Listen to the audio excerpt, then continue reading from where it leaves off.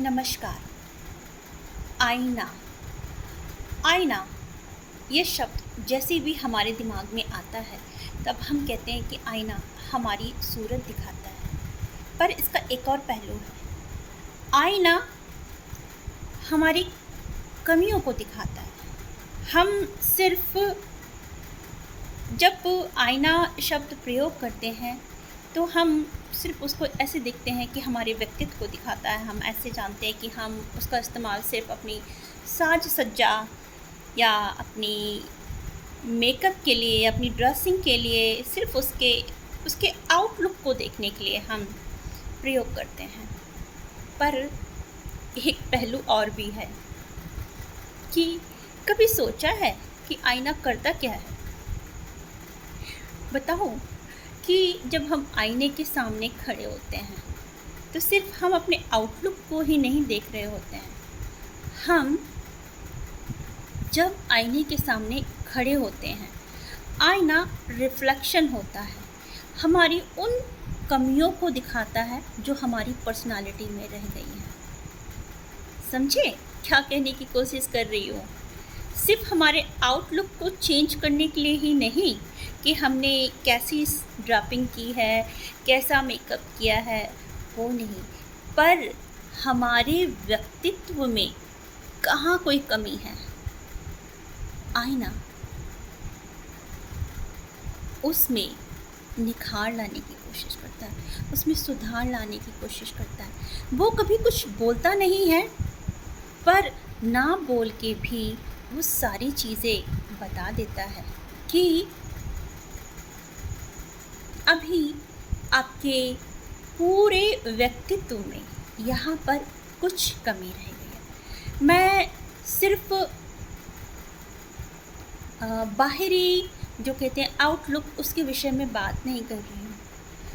हम कभी देखते हैं, खड़े होके देखो ज़रा कभी आईने के सामने, हमारे कितने सारे टेंडेंसीज़, हमारी कितनी सारी व्यक्तित्व की कमियाँ अगर हम कभी देखें तो आईने के सामने खड़े होके हम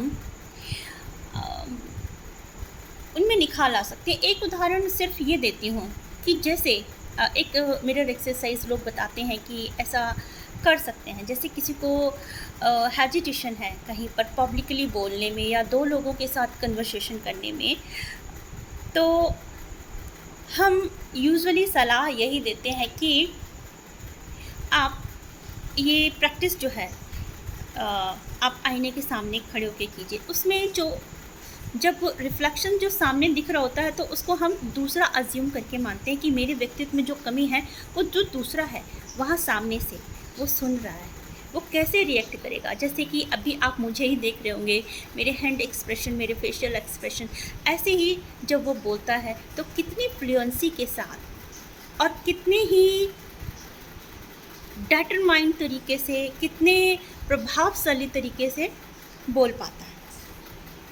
ये तो हुई एक बात। अब इसके दूसरे पहलू की तरफ हम चलते हैं कि आईना और क्या करता है।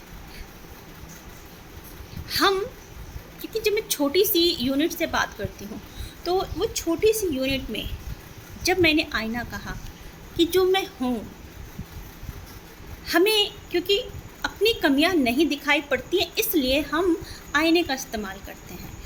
तो यही बात मैं ऐसा कोई कहती हूँ कि सामने वाला कोई व्यक्ति विशेष या कोई ग्रुप ऑफ पीपल हमारे लिए वो कैसा रिफ्लेक्शन है।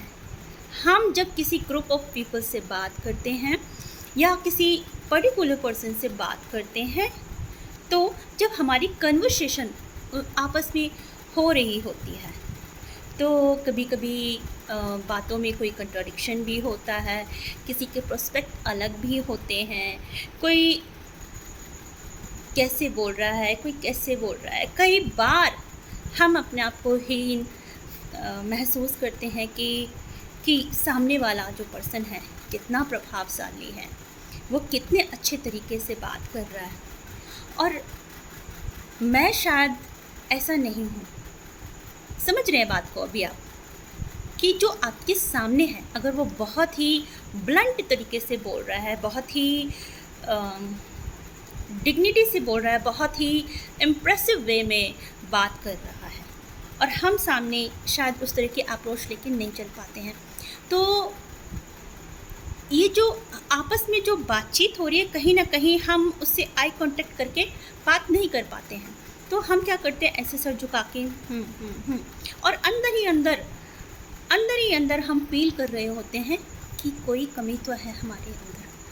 होता है कभी महसूस ऐसा, लेकिन हम अपने मन में ही रख लेते हैं। तो जिनको ऐसा कहीं महसूस होता है, तो जो सामने वाला व्यक्ति है ना, या सामने वाला जो ग्रुप है, वो आपके लिए इंस्पिरेशन है, आपके लिए आईना है। आप उस आईने को लो, सीखो, क्योंकि ये कमी आपके अंदर है। हम किसी चारों तरफ बात करके ऐसा नहीं कर सकते हैं। तो कहाँ काम करना है? जब मैंने कहा कि हम आईने के सामने खड़े होकर अपने व्यक्तित्व की कमियों को दूर करते हैं, तो वो आईना सिर्फ एक आउटलुक देने के लिए, जैसे मैं कह रही हूँ, होता है।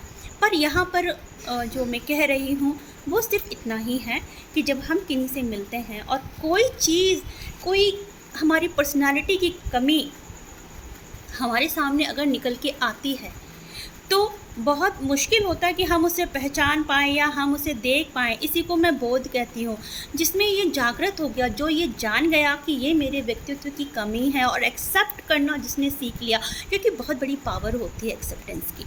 और जिसने ये मानना सीख लिया कि ये कमी है, तो वो सामने वाले जो व्यक्ति को है आईने की तरह लेगा। जब आईने की तरह उसको समझेगा, तो अपने व्यक्तित्व को बहुत सुंदर तरीके से निखार पाएगा। और शायद मैं अपनी बात को समझा पा रही होंगी। मान लो कि कोई इशू, जैसे मुझे में कोई है, फ्रस्ट्रेशन का है, एंगर का है, या मान लो कि मैं कहूँ कि मैं ज़्यादा लूज टेम्पर्ड हूँ, तो या तो जब हम ग्रुप ऑफ पीपल से बात करते हैं, तो उनकी जब बातों से हम नहीं सहमत होते हैं, या हम अपना ओपिनियन रखना चाहते हैं पर हम कह नहीं पा रहे हैं, तो क्या होता है, हम चुपचाप रह जाते हैं, पर अपनी बात को सही वे में हम प्रेजेंट नहीं कर पाते हैं। होता है कई बार कि हम नहीं कर पाते हैं और चुपचाप या तो हम वापस आ जाते हैं, फिर वो फ्रस्ट्रेशन होती है, हम घर में आके चिल्ला लेते हैं, किसी को कह देते हैं। पर ये वही कमी है जहाँ पर सुधार करना है। आशा करती हूँ कि आपको मैं समझा पाऊँगी कि मिरर इफ़ेक्ट क्या होते हैं, कि यही मिरर इफ़ेक्ट है। पहले मैंने सीधे तरीके से बताने की कोशिश की कि आईना जो काम करता है वो कैसे काम करता है, फिर हम अपने व्यक्तित्व को लेकर उसमें चलते हैं कि हम अपने व्यक्तित्व को कैसे देखें उस आईने में। अब इस आईना का जब हम देखते हैं तो सिर्फ हमारे ड्रेसिंग सेंस को, आउटलुक को दिखाता है, पर पर्सनालिटी की आउटलुक कैसे लेकर आए, वो तो लोगों से बात करके ही पता चलेगा ना, कि जब हम लोगों से मिलते हैं तो हम किस तरह से बिहेव करते हैं और कैसे अपनी पर्सनालिटी में चेंज लाना चाहते हैं। मैं नहीं कहती कि बहुत ही छोटी उम्र से, ये कभी भी हो सकता है। हमको अपने जो इशू हैं, अपनी पर्सनालिटी के इशू हैं, वो हमको पता ही नहीं है।